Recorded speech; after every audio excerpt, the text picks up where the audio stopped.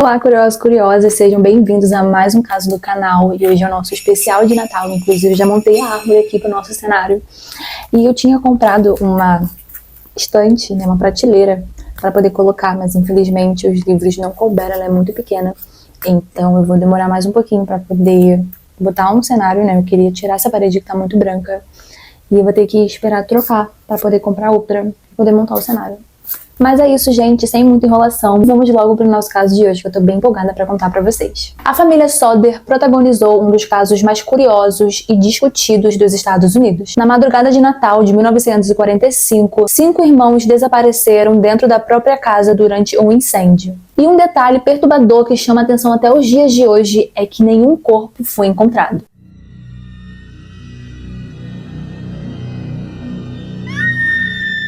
George Sodder nasceu em 1895 em Tula, Sardenha, Itália, e aos 13 anos de idade ele imigrou para os Estados Unidos. Entretanto, o motivo pelo qual ele deixou o seu país nunca foi revelado. Ao chegar aos Estados Unidos, ele começou a trabalhar nas ferrovias da Pensilvânia, carregando água e mantimentos para os operários que construíam as linhas de trem. Depois de algum tempo, ele se mudou para Smithers, na Virgínia Ocidental, onde ele conseguiu um emprego como motorista. Com dedicação e muitos anos de esforços, o George conseguiu juntar dinheiro o suficiente para abrir o próprio negócio, que era uma empresa de transporte por caminhão. No início, ele trabalhava levando terra para as obras da região, mas com o tempo, conforme o negócio dele prosperava, ele começou a transportar carvão das minas locais. E posteriormente, ele se casou com uma mulher chamada Jane Cipriani, que também havia imigrado da Itália para os Estados Unidos. O casal se estabeleceu em Fayetteville, eu acho que é isso, na Virgínia, uma região que tinha uma grande população de imigrantes italianos, onde eles eram uma das famílias mais respeitadas da comunidade devido ao trabalho do George. Entretanto, devido às fortes opiniões do George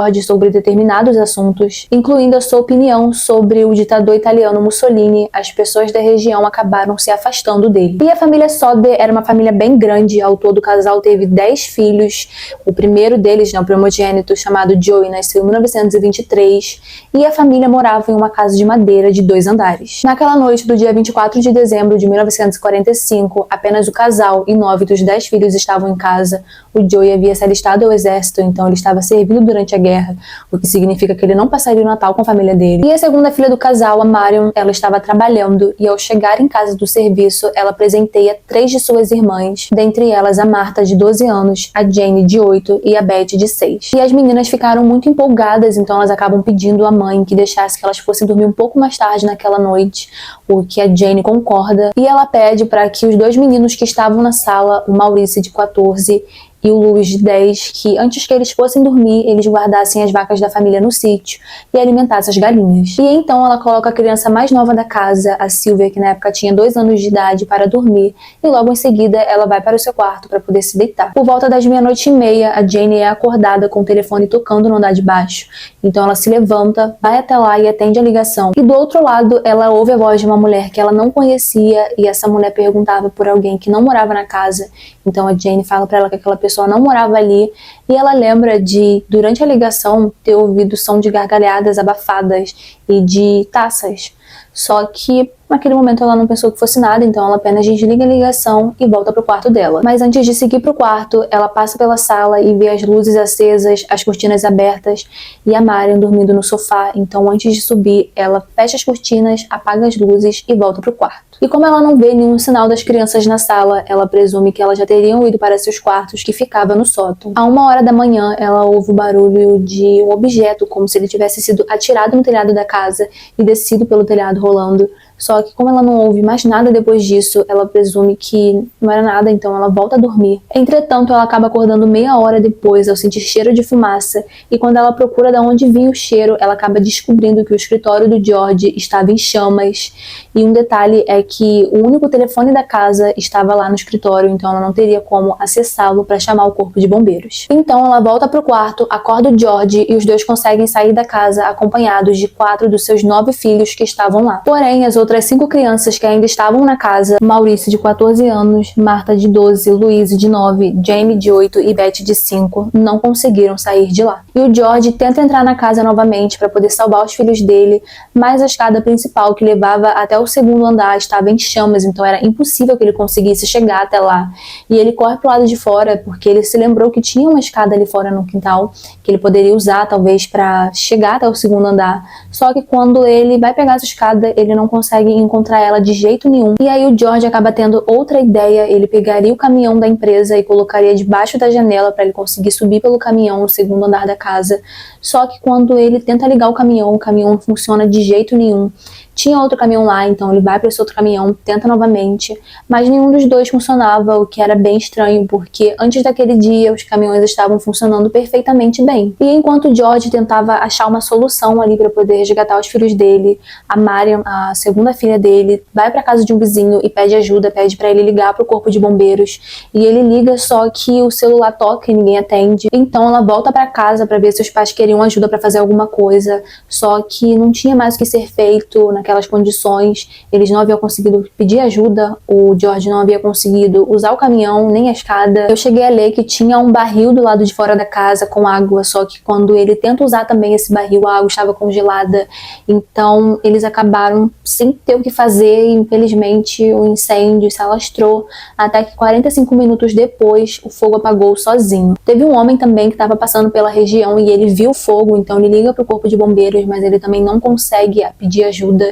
Então ele vai até o centro da cidade e lá ele consegue ajuda, só que, pelo que parece, o corpo de bombeiros era bem pequeno e eles tinham sido designados para estar na guerra. Então mesmo esse homem tendo conseguido pedir ajuda, os bombeiros só foram conseguir chegar 7 horas depois. Como eu falei, o fogo começou a 1 hora da manhã e eles só foram chegar às 8 horas da manhã. E como os filhos do casal não tinham conseguido sair da casa, eles são dados como mortos ainda no local. E os bombeiros começam as buscas atrás dos restos mortais deles, mas eles não conseguem achar nada e de início os bombeiros acreditavam que tudo se dava ao fato de que o fogo estava muito forte. Então eles acreditavam que os corpos das crianças não tinham sido só queimados, mas também cremados, por isso eles não tinham conseguido achar nada, nem mesmo os ossos. Só que é estranho porque durante a queima da casa ninguém conseguiu sentir cheiro de carne queimada, nem mesmo os vizinhos que estavam ali do lado de fora, o que é quase impossível, uma vez que tinham 5 crianças lá dentro. Como é que ninguém conseguiu sentir cheiro de nada? O que fez com que o George e a Jeannie começassem a se questionar se os filhos deles realmente haviam morrido local, ou se eles foram sequestrados, né? Talvez se alguém tivesse enganado eles, fazendo com que eles acreditassem que as crianças tinham morrido ali, mas na verdade elas foram levadas. Então eles começaram a pensar sobre o quão estranhas certas situações tinham sido, sabe? O caminhão, por exemplo, que estava funcionando, só que naquela noite não funcionou. A escada que ficava em um determinado local, só que naquela noite ela simplesmente não estava lá, sem nenhum motivo aparente. E o mais estranho deles é que eles não ouviram as vozes, nem mesmo gritos das outras 5 crianças que estavam na casa e que teriam morrido queimadas. E como eu falei também, eles não sentiram cheiro de carne queimada, então tudo isso começou a meio que florescer na cabeça deles, sabe? E a partir daí eles começaram a investigar o que aconteceu naquele dia. Na época, o bombeiro alegou que o motivo do incêndio foi devido à fiação elétrica que estava apresentando alguns problemas, só que o casal contestou isso porque alguns dias antes o George havia feito toda a manutenção da fiação, ele havia trocado, então não tinha como ter acontecido algum problema porque estava tudo em ordem até aquele momento. Aliás, a Jeannie lembra de ter acendido as luzes da casa enquanto chamava os filhos, algo que eu acredito que seria impossível porque o disjuntor desligaria automaticamente.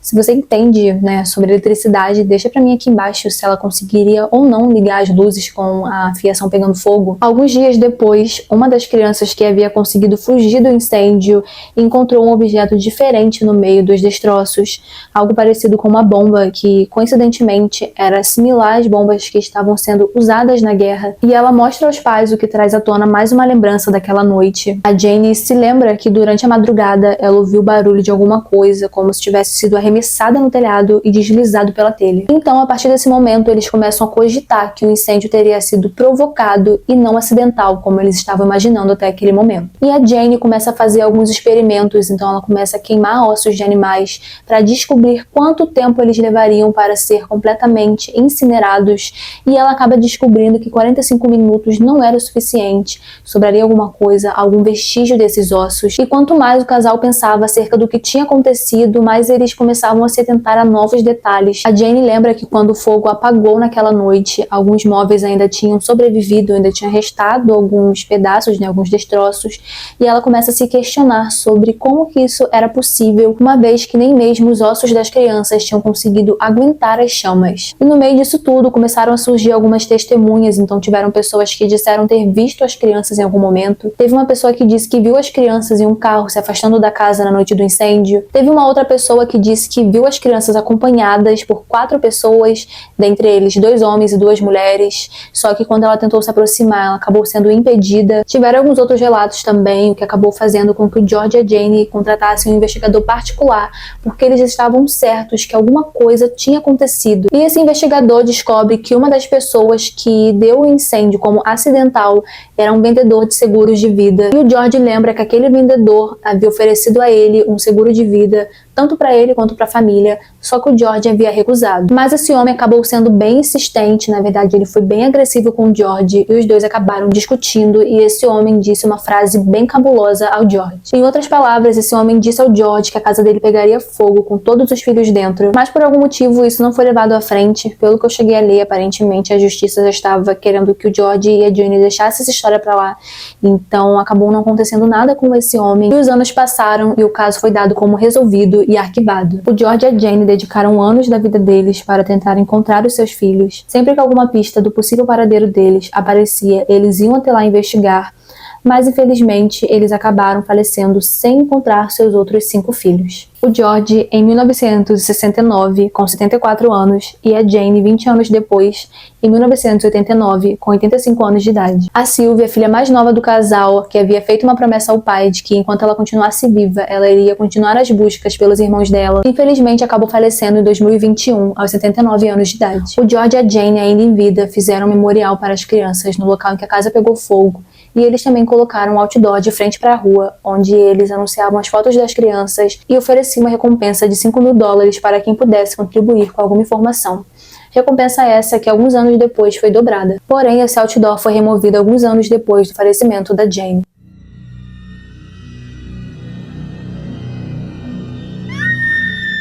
É isso, gente. O caso fica por aqui. Eu desejo a vocês um Feliz Natal. Espero que tudo de melhor aconteça na vida de vocês. E é isso. Muito obrigada por estarem aqui. Um abraço pra vocês, gente. Beijo. Fiquem com Deus. E até o próximo vídeo. Só lembrando, se você ainda não curtiu nem se inscreveu, curte e se inscreva, vai ajudar muito o canal. E um abraço, gente. Beijo.